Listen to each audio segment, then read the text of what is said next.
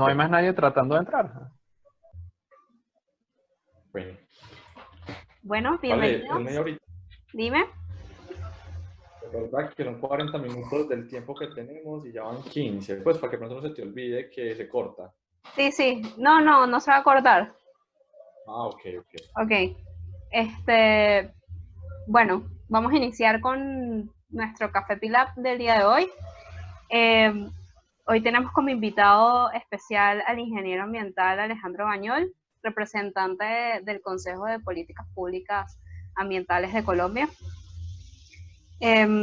Vamos a hablar sobre las políticas ambientales y cómo las políticas ambientales enfrentan un gran reto para las políticas públicas en Latinoamérica y cómo la data puede favorecer a generar políticas públicas más eficientes. Este es un espacio que hemos creado desde PILAB, un laboratorio de innovación pública que recientemente hemos creado. Acá está José Ángel Medina, somos parte del equipo, él está encargado de todo el tema de análisis de datos y yo soy Valeria Castillo, que estoy encargada de todo el tema de políticas públicas.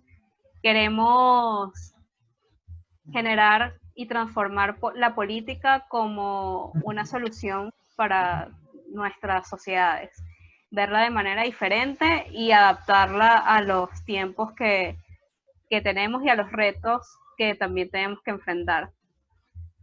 La dinámica que tenemos para nuestro Café Pilap, hemos desarrollado algunas preguntas. Vamos a hacer como un foro donde cada uno va a intervenir, especialmente nuestro invitado Alejandro, que es especialista en este tema porque además tiene una especialización en Derecho Ambiental y es magíster en Gobierno y Políticas Públicas, y por eso consideramos que es como la persona ideal para este tema. Para comenzar, Alejandro, nosotros nos planteamos, hay un tema en boga actualmente y es específicamente el tema del desarrollo sostenible. Es algo que se ha implementado en las políticas públicas, en los gobiernos nacionales, y también ha sido algo muy importante como línea o eje en las Naciones Unidas. Por ello se crean los Objetivos de Desarrollo Sostenible. Entonces no sé si nos quieres como traer a introducción cómo observas el tema de la sostenibilidad, qué significa la sostenibilidad en cuanto al tema ambiental, porque además se considera actualmente que es parte del ADN de las nuevas generaciones. Las nuevas generaciones están más preocupadas por el ecosistema, por cómo se puede generar mayor sostenibilidad y cuidado en nuestro entorno. Coméntanos un poco sobre eso. Bueno, muchas gracias por el café, a Valeria, a José Ángel por la participación y a los asistentes pues, que nos acompañan el día de hoy. La pregunta de Valeria es muy importante porque la sostenibilidad está entendida desde varias aristas y una de ellas es el desarrollo sostenible, que es como la madre o la matriz que engloba las características ambientales desde 1987, que fue el año en que la Comisión Brundtland trabajó el concepto de desarrollo sostenible en el informe Nuestro Futuro. Y se plasma lo que tal vez muchas personas conocemos como garantizar los recursos naturales para las futuras generaciones. En eso consiste el desarrollo sostenible, en desarrollarnos de una manera que garantice para futuras generaciones recursos naturales. Pero es claro entender que este concepto de desarrollo sostenible tiene una visión como progresista, porque en su momento, en 1987, el pensamiento frente a recursos naturales era conservar, porque se me está agotando la base de mi transformación o mi explotación de recursos. Es decir, yo conservo, por ejemplo, tengo que conservar cierta especie de ave porque de esa ave saco las plumas para los vestidos en ese entonces, ¿cierto? Pero no era el pensamiento de voy a conservar porque voy a garantizar recursos naturales, porque voy a hacer un equilibrio de ecosistemas, sino voy a conservar porque mi ciclo de producto se ve afectado. Entonces es hasta 1992, con la Declaración de Río de Janeiro, en Naciones Unidas, quien da esa pincelada de pasar a un punto ecocentrista dentro de los contextos ambientales. Entonces hablamos de sostenibilidad con un concepto a 2020 que todavía está igual que 1987. Es el mismo concepto que no ha pasado por el tiempo. Y los Objetivos de Desarrollo Sostenible, esos 17 que en 2015 aproximadamente se pactaron para 2030, vemos que son integrales, porque son 17 objetivos que hablan desde la esfera social, económica y ambiental. Por ejemplo, fin de la pobreza, hambre cero, consumo sostenible y responsable, ciudades resilientes y alianzas estratégicas para el logro de los objetivos. Entonces vemos cómo esta parte, digamos, de los ODS han transformado las dinámicas ambientales para unas metas internacionales. Y es claro recordar que ese contexto de ODS le antecedió los Objetivos de Desarrollo del Milenio, que eran 7 y que a su momento no es que no se hayan dado cumplimiento, sino que por la facilidad, digamos, de los nuevos retos que se avecinaban, pues prefirieron llamarlos ODS. Yo soy optimista en esa posición frente al tema de utopías o no, porque dentro de los contextos ambientales, plasmar una meta, por ejemplo, de cambio climático, evitarlo, volver ciudades más resilientes, pues significa un gran reto para todas las ciudades porque es la capacidad tecnológica, la capacidad presupuestal en logro de esa sostenibilidad. Entonces, esa sostenibilidad hay que entenderla dentro de las varias aristas. El informe de Rule of Law que publicó Naciones Unidas del año 2019 concibe el desarrollo sostenible agregándole una esfera a las 3 que existen tradicionales. Entonces, las tradicionales son la esfera económica, social y ambiental. Y con el informe de Naciones Unidas del año pasado, del 2019, denominado The Rule of Law, incluye la esfera de paz o política dentro de las 3 esferas existentes. Y ese informe es muy importante porque plasma también que la implementación de las políticas públicas tiene una gran brecha de implementación. Pasar de la teoría a la práctica realmente es un gran reto. No es porque dependa del diseño, sino porque su implementación viene de retos, de problemas, viene de identificación de situaciones, de alternativas de solución, que no se les hace una lista de chequeo previa, por así decirlo, para garantizar la consecución de los recursos y el mejoramiento o transformación de la comunidad.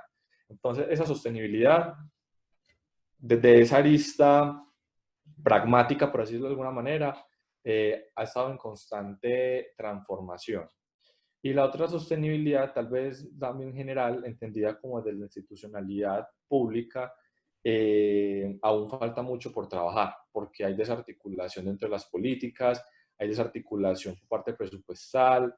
En el caso de Colombia, por ejemplo, el Consejo de Medellín tiene más de 35 acuerdos entre el 2009 y el 2011, perdón, 2009 y 2019, y son acuerdos que están hechos por el momento de su, sea por moda, sea por necesidad, sea por cabildo político tal vez, pero ahí queda ahí puesto y no queda articulado. Una de ellas, por ejemplo, es el asunto de la política de biodiversidad. La ciudad de Medellín es una de las únicas ciudades de Colombia que tiene una política de biodiversidad, que es del año 2012 y no está articulada. Apenas en este gobierno, de esta administración de la alcaldía, lo decidieron retomar. Entonces miren que son ciertos años que pasan dentro de su implementación o su creación para realmente su ejecución. Entonces hay grandes retos en este asunto ambiental, hay mucho por trabajar, pero es bueno ser optimista frente al logro de esos objetivos. Sí. Justamente nosotros con todo el tema de la promoción de Café Pilap en política ambiental, habíamos hecho esa pregunta, si las políticas ambientales en Latinoamérica eran un reto o una utopía. Probablemente comentabas, Alejandro, algo muy importante y es la falta de conocimiento del estado en el que se encuentra un gobierno o un territorio en particular. O sea, desconocemos las diferencias que tienen cada uno y queremos aplicar una política similar para dar respuesta a situaciones o entornos diferentes. Y esto es muy importante y es una de las cosas que promovemos desde el laboratorio. No todos los municipios, no todos los gobiernos regionales, ni mucho menos los países, tienen problemas iguales. Tenemos que conocer el entorno para conocer efectivamente cuáles son los recursos, cuáles son las capacidades para poder dar respuesta efectiva. En cuanto a eso, sabemos que una región súper diversa es la región latinoamericana. La región en donde vivimos, no podemos comparar la situación de Venezuela con la situación de Colombia, a pesar de que compartamos tradiciones, culturas muy similares, pero las condiciones, como comentadas, de recursos financieros, de cultura ciudadana, son muy diferentes y esa brecha hace que una política pueda ser efectiva o no. Son factores muy importantes. En cuanto a la región latinoamericana, Alejandro, y desde tu experiencia, ¿consideras que es más un reto o si el reto consideras que tenemos lo suficiente para poder enfrentar todas las dificultades que conlleva una política ambiental? O sea, si podemos implementarla y específicamente en esta región que es conocida por sus recursos naturales, que tenemos recursos hídricos muy importantes, los bosques, la Amazonía, que es el pulmón vegetal. ¿Qué consideras tú en estos temas, específicamente en la región latinoamericana?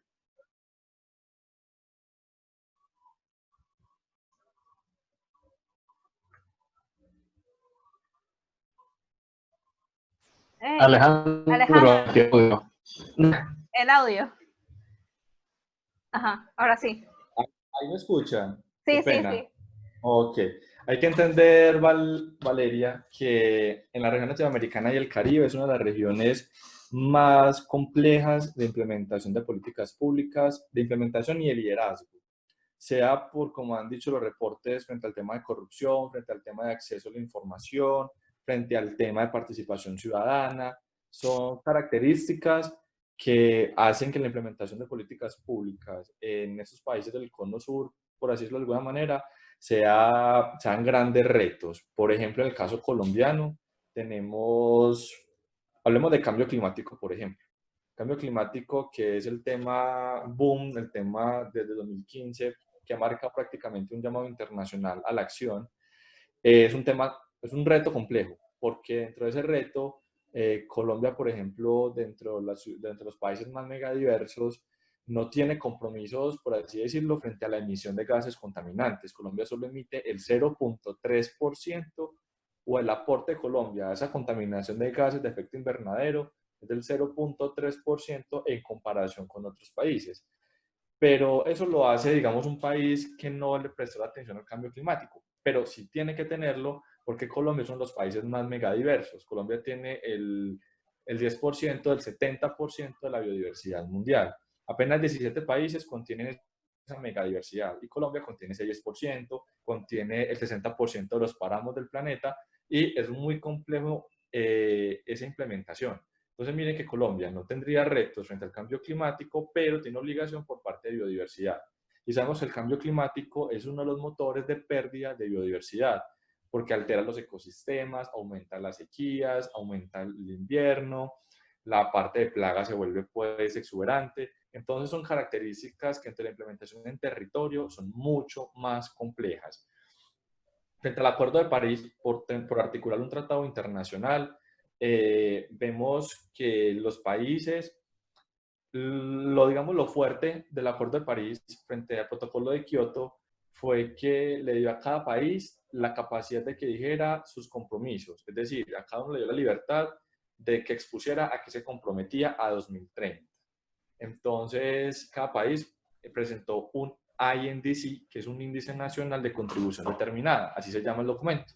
Lo pueden consultar en la página de la Convención Marco de Naciones Unidas sobre Cambio Climático. Allí encuentran todos los documentos que los países se comprometieron a mitigar y adaptarse al cambio climático. Entonces, aquí les incluyo tres conceptos muy importantes cuando hablamos de temas de cambio climático. Hablamos de mitigación, de adaptación y de vulnerabilidad. Latinoamérica y el Caribe son países que claramente son vulnerables frente al cambio climático. Y muchos de esos son países en vía en desarrollo que requieren es adaptarse al cambio climático, no mitigarlos, porque ya es inminente, digamos, el tema de, no de catástrofes, sino de alteraciones a los ecosistemas. Y eso se desencadena en las características sociales. Les pongo un caso, pensemos en seguridad alimentaria. Unos países con una capacidad alta de producción agrícola y por temas de cambio climático de temperatura, aumento de plagas, provoca erosión del suelo. Entonces, para que mitigar esos impactos hay que adaptarnos a esas características. Y ahí nacen ya los grandes retos frente al tema de la silvicultura, la agroecología, por ejemplo, los productos orgánicos y otro tipo pues, digamos, de variables de solución o de adaptación a esos retos. Les pongo otro caso. El convenio de Minamata se firmó en el año 2015 aproximadamente. ¿Qué regula? Regula el mercurio a nivel pues, planetario, ¿cierto? Entonces el convenio de Minamata realizó la regulación en el mercurio en todas las fases, desde la minería hasta la producción de pilas, amalgamas dentales, en baterías y otros tipos de insumos. En el caso colombiano es muy complejo porque creo que no es por explicar en Colombia, pero se traslapa a todas las regiones. En las regiones mineras, por ejemplo, pues utilizan mercurio para la extracción del oro, porque el mercurio encapsula el oro para poderlo extraer de la roca.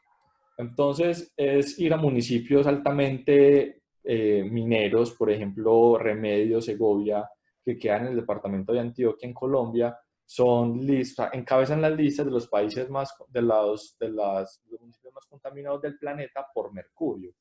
Entonces, digamos, sitios donde el arraigo cultural, la tradicionalidad son fuertes y llegarle a decirle, venga, no utilice mercurio, póngase a hacer un proceso de reconversión laboral y siempre, es cambiar completamente el paradigma de las culturas, porque sea ilegal, sea legal, sea pequeña o mediana escala esa minería, son personas que generación tras generación se han adaptado a la extracción de los recursos naturales. Y decirle de un momento a otro, venga de extraer oro o carbón, por ejemplo, y siempre es cambiar todas esas dinámicas, digamos, dentro de la cultura de la persona, enseñarle a sembrar, que su tiempo de retorno en dinero no va a ser a la semana, sino a los 6 meses que tenga el cultivo. Entonces son, digamos, desafíos dentro de la implementación que tenemos en América Latina y el Caribe. Frente al tema del COVID-19, por ejemplo, existe o está latente el riesgo del tema de que es un llamado a la recesión, digamos, de nuestros estilos de vida, ¿cierto?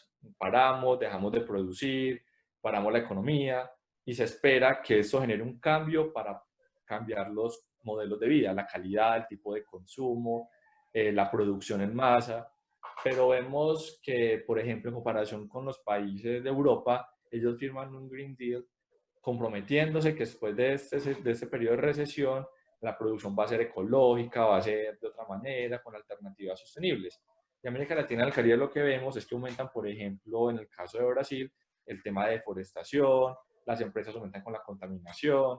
En Colombia, por ejemplo, ahora vivimos un tema de días sin IVA, que el IVA es un impuesto tributario. Entonces el gobierno decide 3 días al año quitarlo y, por ejemplo, hoy es uno de ellos y vemos que en estos momentos ese periodo de recesión, de alejamiento, de distanciamiento social, pues se viene abajo por aumentar el tema del consumo.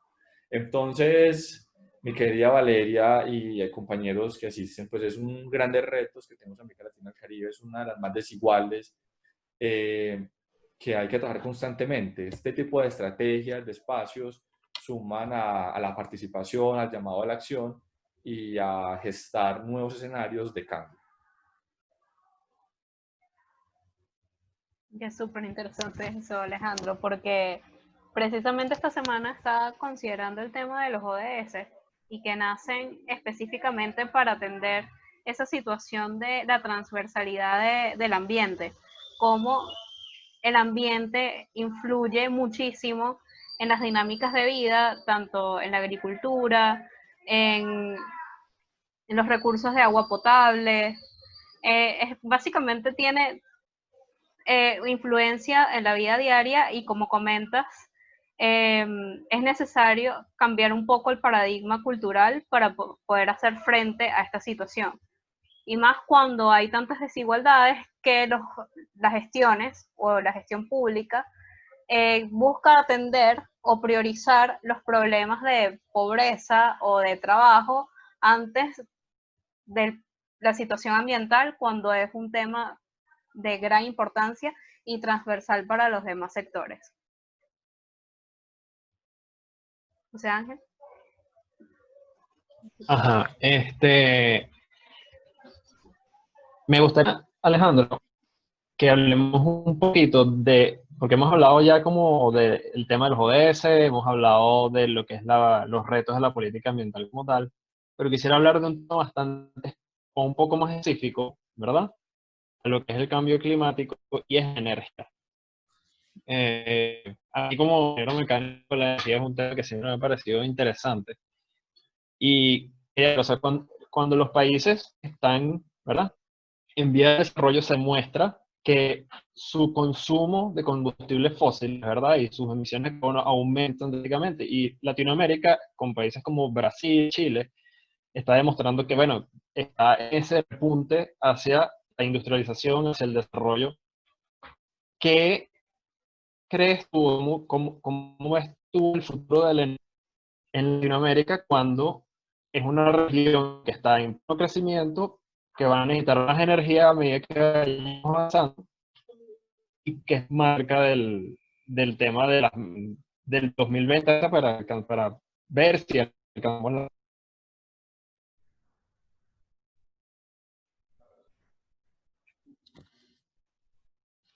Qué pena, José, que no te entendí la ¿Te pregunta. escucho? No creo.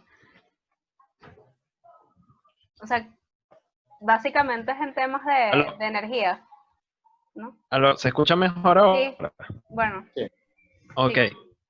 Ajá, no, te estaba dando que en tema de energía, ¿verdad?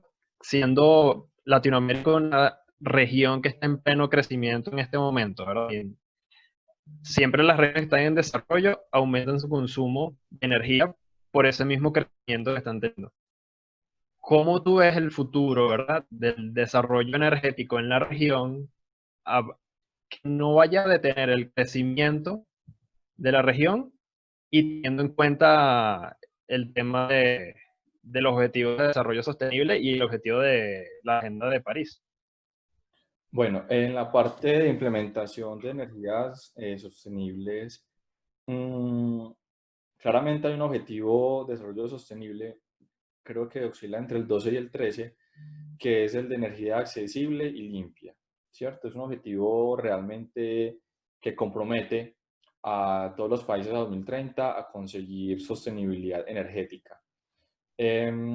Latinoamérica y el Caribe tiene proyecciones, pues ya tiene inclusive pilotos, por ejemplo, Colombia tiene el parque de Pirachi, las hidroeléctricas son muy comunes, que, digamos, empiezan a transformar y a ser la base, digamos, de económica y de calidad de vida de las personas, por ponerles el caso de las hidroeléctricas. Frente a ese tema, ya se suscitan, son conflictos sociales en cierta parte, porque, por ejemplo, hidroeléctricas se hacen en terrenos donde la caída del agua permite la movención de turbinas y la producción de energía. Pero la hidroeléctrica, esos proyectos sostenibles, todo proyecto que impacte los recursos naturales puede ser grave, irreversible o reversible los impactos.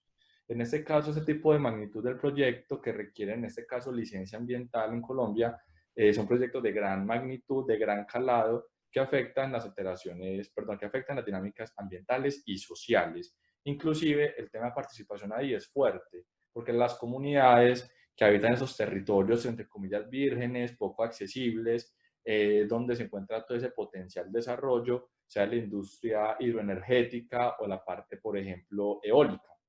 Entonces, ahí les venía contando el tema del conflicto ambiental, porque son regiones olvidadas, entre comillas, por los países, por las naciones, donde tienen los espacios, pero no llega el Estado hacia esa zona, porque sencillamente, pues no hay vías, no hay empresas, no hay economía. Entonces, cuando la empresa llega a instaurarse y a generar, entre comillas, el desarrollo, pues entra en conflicto, porque empieza, por ejemplo, a pagarle a las personas indemnizándolas para que se vayan a otra parte, porque ahí va a estar la zona del proyecto, porque, por ejemplo, en hidroeléctrica, Hidroituango es un proyecto líder dentro de Colombia y creo que también de Latinoamérica, frente al tema de producción energética, porque produce más de 50 megavatios, entonces es una producción grandísima y su alteración en impactos es también de gran calado, porque por ejemplo son 70 kilómetros de inundación de una cordillera a una altura de 300 metros. Entonces miren que es una zona donde se va a inundar, qué pasa con la parte forestal, la parte de fauna y flora,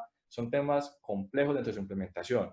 Entonces ahí en esa primera parte de los proyectos de energía, el tema de impactos ambientales es costoso y es alto, pero ya después de que se instaura y se produce energía eléctrica, pues ya se dice que es sostenible, ¿cierto? Pero previo a eso, muchos espacios tuvieron que ser afectados. Pero no sabiéndome tanto de pronto la respuesta frente al tema de energías renovables, Latinoamérica tiene cómo sustentar, no solamente entendido frente al tema hidroeléctrico o eólico, por ejemplo, con el aprovechamiento de las olas del mar, a partir de la biomasa que proviene de residuos sólidos, por ejemplo, frente al tema de la geotermia. Entonces, a veces cuando uno habla de energía eléctrica, uno tiende a ver que es un panorama como perdido, como lejos, pero que inclusive ya se está implementando. Ya se habla también de una seguridad energética, por ejemplo. Ok, perfecto. Y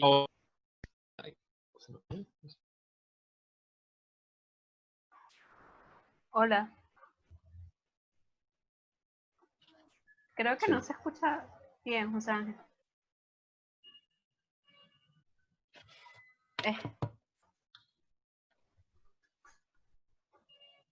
Bueno, vamos a continuar, Alejandro. Una de las cosas que promovemos en el laboratorio de innovación, en PILAB, es que para nosotros es importantísimo tener data que sustente la situación en la que nos encontramos actualmente y con esa información realizar un monitoreo para constatar si la política es eficiente o no. Hemos comprobado que las gestiones públicas se limitan a conocer ciertos indicadores de resultados y no medimos tampoco el impacto. Cuando no medimos el impacto de las políticas que se han establecido, desconocemos si efectivamente, como tú has comentado, hay un impacto negativo o un impacto positivo de la transformación que queremos generar en una comunidad o en un país. En este sentido, quería como traer a colación temas de cómo la transformación digital puede colaborar a las políticas públicas ambientales. Específicamente, y acá puedo comentar un caso de estudio que se realizó en China con IBM, esta empresa de tecnología, que estableció monitoreo con tanto de temperatura, para conocer también algunos medidores de presión y temas con filtros y calidad del aire, del agua. ¿Cómo esta información, tú como ingeniero ambiental y también especialista en temas de políticas públicas, cómo consideras tú que es valiosa la información para desarrollar una política ambiental que responda a ciertas necesidades? Bueno, frente al tema de data, es muy importante porque en temas ambientales y en políticas públicas, digamos, se legisla o se orienta bajo política, es decir, bajo diálogo, bajo discurso o negociación. Entonces se hace como de buenas prácticas, como venga, hagamos esto, ¿cierto? Entonces se plasma como dentro de la teoría lo que se quiere, pero no tiene una línea base o un sustento sólido, sea en registro de datos o sea en cuantificación numérica, cuantitativa o cualitativa, para tomar la decisión. No es para hacer política, pero por ejemplo esta administración del alcalde actual en Medellín tiene un reto con la data. Va a implementar los recursos tecnológicos y financieros para generar un tema de cifrado y de información para tomar mejores decisiones. Uno de ellos, frente a la pandemia, por ejemplo, por ponerles un caso por fuera, de tema de salud, el programa Medellín Me Cuida, pues trató de registrar que todos los ciudadanos se registraran con ciertas características para la toma de decisión. Entonces, así él ha mostrado como la gestión de cuando hay un foco, un cerco epidemiológico, poderlo identificar y actuar con localidades cercanas, con atención inmediata, con articulación interinstitucional.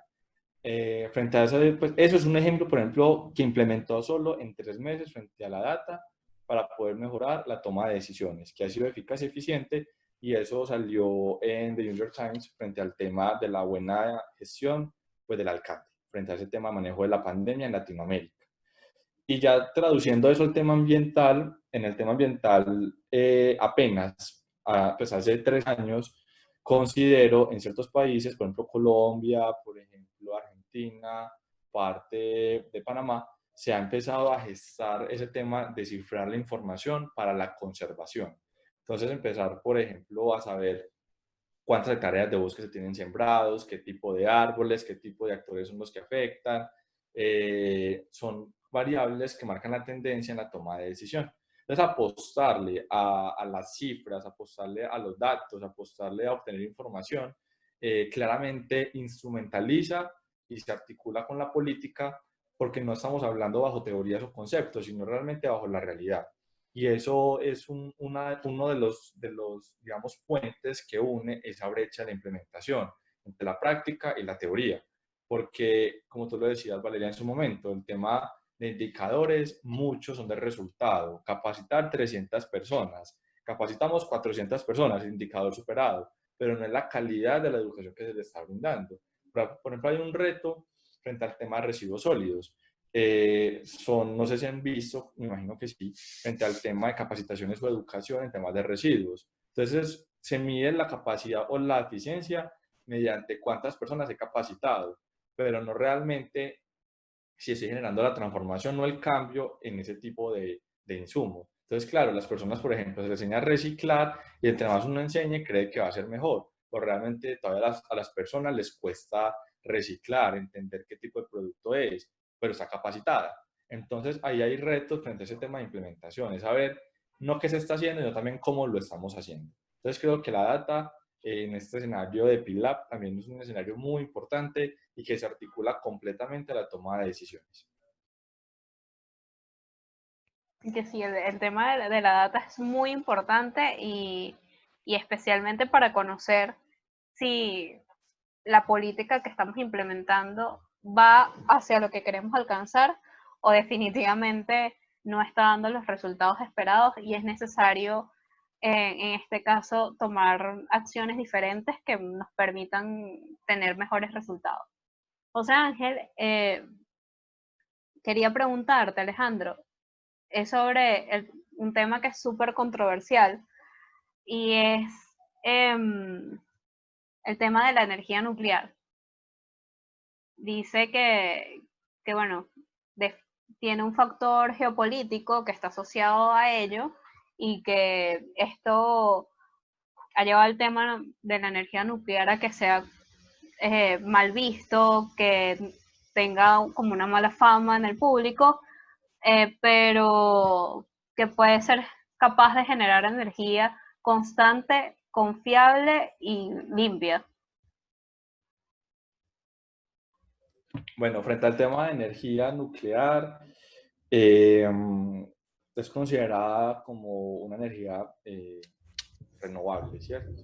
Y de, digamos, de calidad o eficiente, ¿cierto? Porque, digamos, en espacios reducidos es producirla y ya. Pero frente a la normativa de cada país, desconozco cómo es ese concepto frente a la normativa, por ejemplo, en estados diferentes a Colombia. Pero Colombia, por ejemplo, frente al tema de energía nuclear, tiene sus reservas. ¿Por qué? Porque ante la Constitución se ha contemplado que pues Colombia no puede importar ni exportar residuos nucleares o peligrosos.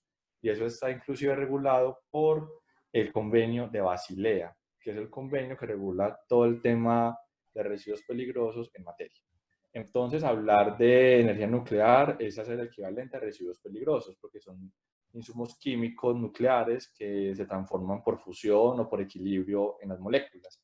Entonces, el reto para Colombia, por ejemplo, en esa posición lo veo muy lejano, porque energía nuclear, pues primero el costo, ¿cierto? No han podido generar agua potable para desalinizar el mar, ahora para implementar energía nuclear. Pero también hay un gran reto ahí desde el Congreso, porque si se quisiera, tendría que empezar desde el Congreso colombiano para poder cambiar esa normativa con residuos peligrosos. Ahora que Colombia entró a la OCDE, varios de esos artículos están en miras porque han como blindado ciertas condiciones ambientales y sociales, pero que hay que desmontar eso si realmente quieren este tipo de, pues, de alternativa, ¿cierto? Pero también ahí hay un gran reto y es con las comunidades. Las comunidades claramente han tomado mayor importancia, mayor capacidad de asimilación del impacto que eso causa y, por ejemplo, con el fracking, por ejemplo, con la minería a gran escala, pues claramente han empezado a gestar todo ese movimiento y son muy participativas. Entonces, el escenario de energía nuclear en Latinoamérica lo veo distante de la implementación, pero de la regulación puede empezarse a gestar un cambio, Valeria. Ok. Bueno, Alejandro, básicamente hemos avanzado bastante en todas las preguntas que tenemos y podemos aprovechar que tenemos público conectado y ver si alguno tiene alguna pregunta que quiera aprovechar el momento y escribirla en el chat, o podemos abrir el micrófono para que realice la pregunta. De verdad, estamos muy agradecidos, tanto José Ángel y yo, como porque estés acá con nosotros, porque, bueno, estamos dando un gran paso, que es iniciar este emprendimiento, este laboratorio de innovación política, y básicamente para no solamente ayudar a Venezuela con mejores políticas públicas, sino intentar aliarnos con diferentes instituciones y actores de diferentes países de la región para también colaborar a que mejoremos nuestras políticas y tengamos una región que apunte hacia el desarrollo sostenible y con mejores condiciones de vida para todos los ciudadanos.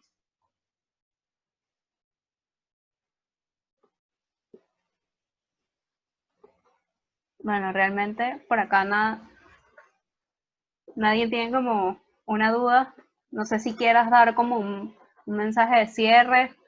De verdad, o sea, con todo lo que acabas de comentar, precisamente no veo tan distante que sea una utopía que desde nuestra región podamos dar respuesta a los temas ambientales, sino que es un gran reto, pero tenemos todas las capacidades para poder resolver y brindar soluciones a todos estos temas.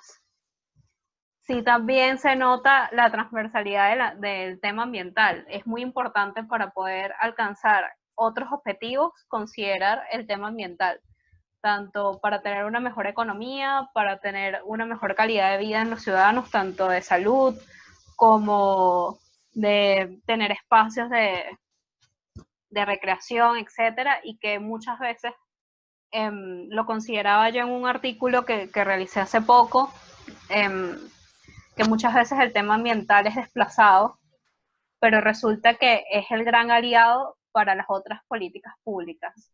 Muchas veces el tema de los indicadores ambientales puede ayudarnos a solventar otros temas, ya sea temas urbanos, temas de acceso al agua, temas de calidad de los servicios, recolección de desechos sólidos, que eso lo conocíamos antes como una política urbana y está directamente vinculado con los temas ambientales. Bueno, aparentemente no hay preguntas y como que no hay reacciones tampoco a lo que hemos comentado ahorita, pero sí me encantaría escucharte para hacer un cierre de este tema. Bueno, el tema ambiental, pues muchos autores han considerado que son utopías, ¿cierto? Es decir, que se plasman y que no se pueden alcanzar. Esa es una utopía, es algo como un sueño, una meta que se pone para trabajarle y que está distante, que no se puede alcanzar. Yo quiero citar dos autores, tal vez, que han hablado sobre ello desde dos perspectivas. La utopía nace desde, pues se ha denominado utopía desde 1516 con Tomás Moro, que intituló así una de las obras más importantes del género de filosofía, política y literatura, y bautizó con utopía una isla idílica ubicada cerca de las costas de América del Sur. Entonces, allá en esa isla que él pues plasmó dentro de la utopía, habían habitantes que lograron el éxito, pues que el Estado logró el éxito perfecto para sus habitantes. Un Estado caracterizado por la convivencia pacífica, el bienestar físico y moral de sus habitantes y el disfrute común de todos los bienes. Entonces, a eso él lo llamó utopía. Entonces, mirar qué es unos panoramas que se ponen sobre una balanza y se equilibran. Entonces, este es un escenario muy ideal porque sabemos que será muy similar inclusive a las características ambientales, porque no solamente es el reto de hablar de lo ambiental, sino de cómo nos estamos desarrollando, si realmente somos capaces de mejorar la calidad de vida y limitarnos a nuestro consumo, exigir productos más sostenibles y responsables con el medio ambiente, pagar más en ciertos casos por obtener algo más ambiental. Entonces, no solo es el reto de ser ambiental, sino de realmente traducirse en una acción. Eso por un lado. Y el otro autor es Anatole France, que es Premio Nobel de Literatura en 1921. Y pienso que con esta frase es la que yo quiero que ustedes piensen y acompañen, porque él indica que la utopía es el principio de todo progreso y el ensayo del mejor futuro. Entonces es una frase que es de optimista y que indica a seguir trabajando constantemente por alcanzar esos objetivos. Y lo hemos hablado, es mejor hacer algo que no hacer nada. Y mil gracias por este espacio, Valeria, a José también, a los asistentes. Es un espacio muy oportuno y que es necesario para poner sobre la mesa los diálogos ambientales en este caso. Mira, Alejandro, justamente las personas fueron un poco tímidas, ¿no? Pero acá están escribiendo en el chat, bueno, Aura Castillo nos dice que estas ideas se podrían llevar y promoverlas en proyectos educativos, especialmente en la educación primaria para comenzar. Considero que probablemente en Colombia tendrán programas educativos vinculados con este tema. En Venezuela es muy poco porque creo que hay muchos problemas y el tema ambiental no es que lo estemos dejando de lado, más bien con todos los problemas que estamos teniendo, inconscientemente estamos llevando a nuestra cultura muchos temas de sostenibilidad. Por ejemplo, la dificultad de los recursos económicos llevan a las personas a recurrir a reciclaje. Acceden a ropa de segunda mano, que antes eso estaba como muy aislado de nuestra realidad o de nuestra cultura, pero la misma situación nos ha llevado a eso, sobre todo a cuidar los recursos hídricos. Bueno, tenemos una serie de condiciones que nos llevan a cambiar nuestra mentalidad. Por acá Dulce Romero nos dice que si puedes hablar un poco de la relación de la sostenibilidad y el movimiento B. ¿Conoces todo lo del sistema B de Colombia? Está muy metido en eso. Sí, digamos que la economía ha tenido varios apellidos. Tenemos la economía naranja, la economía verde, la economía azul, que son conceptos que varios autores, pues por ejemplo, Walter Pally ha apadrinado, por decirlo de alguna manera, y ha liderado esa gestación. Y ahí hablamos, por ejemplo, de alternativas al desarrollo. Es como el desarrollo sostenible nos quedó corto, porque es un concepto, como indicaba, desde el 87 y que hoy estamos mirando que tiene que cambiar su foco. Y ahí nace, por ejemplo, ese tipo de tres economías que les indiqué: la economía naranja, la economía azul, la economía verde, la economía colaborativa, etc. Entonces, específicamente con las corporaciones B, o ese movimiento B, marca una tendencia en dos puntos: la parte de la economía cómo nos estamos produciendo, cómo estamos desarrollando, pero relacionado con un equilibrio entre lo social y lo ambiental. Entonces, las B Corps, que así se conoce comúnmente, enlazan estos dos puntos exigiendo, por un lado, lo ambiental tradicional, medición de impactos ambientales, compensaciones, ahorros de uso eficiente del agua, por ejemplo, y ahí otorgan un certificado por esa parte. Y de la mano de lo social, que se paguen los salarios adecuados, la parte de seguridad y salud en el trabajo, la parte de horarios laborales. Entonces son retos que posiblemente para una empresa, no sé, de confección, minera, que requiera explotar, también explote a sus trabajadores. Entonces se busca es que esos equilibrios existan y que no sea desmedido o aprovechado bajo otras circunstancias. Son movimientos que se han articulado frente a ese tema de sostenibilidad claramente y que Colombia es líder en esa parte porque muchas empresas están adscritas a ese tipo de certificaciones. Es importante resaltar que desde la parte legal no es obligatorio, pero permite más competitividad en el sector de mercado, porque una empresa certificada en este tipo de iniciativas pues garantiza que tiene una parte no solo ambiental, sino social también garantizada. Entonces, son una especie de certificación que acompaña a varios productos, inclusive no solamente productos y servicios, sino también, por ejemplo, empresas de consultoría, otro tipo de espacios que acompañan toda esta parte. Okay. Y también el tema de las B Corp, que habla de las B Corps, el triple impacto, y es lo que hablaba, tener un impacto positivo tanto en el eje económico como ambiental y social. Y básicamente, o sea, como la relación con la sostenibilidad está vinculado, si leemos un poco sobre todo lo que nos ofrecen los Objetivos de Desarrollo Sostenible, está muy alineado a la filosofía de las B Corps. Exactamente, así es. Bueno, de verdad muy agradecida, Alejandro. Creo que no hay otra pregunta. Igual, para las personas que se conectaron después de haber iniciado con Café Pilap, vamos a subir este video a nuestro canal de YouTube de Pilap. Y también pueden seguirnos en nuestra red, en nuestro Instagram, que es @somospilap. @somos. Ya va, que tiene un punto. @somospi.lab.